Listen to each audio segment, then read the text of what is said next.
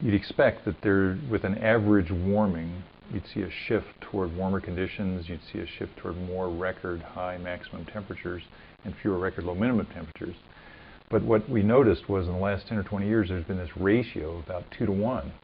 So there's been roughly about, for every 2 record high maximum temperatures, there's only been 1 record low minimum temperature set on average over the U.S. We looked at a model simulation going off into the future.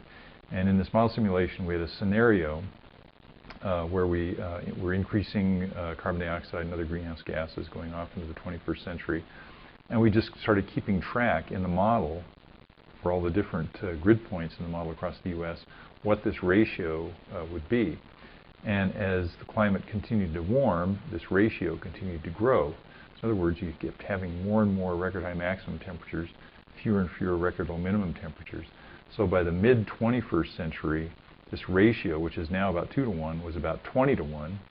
By the end of the century, with this continued warming and this continued change in the distribution of records, the ratio is about 50 to 1. And so you can see that as the average climate continues to warm, you keep getting more and more increases of record high daily maximum temperatures and fewer record daily low minimum temperatures being set. And one of the messages of this study is that you still get cold days. Even at the end of the 21st century, in the model simulation, when the climate's warmed up by 3 or 4 degrees centigrade on average across the U.S., you're still setting record low minimum temperatures on a few days every year. That's because you have great day-to-day variability. You get storms and weather patterns come through, and you get this kind of naturally occurring variability.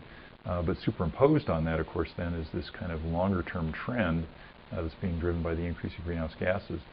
So people always get very alarmed if there's a cold snap in the winter, and they say, well, what's happened to global warming? We're freezing out here. And you say, well, that's just the weather.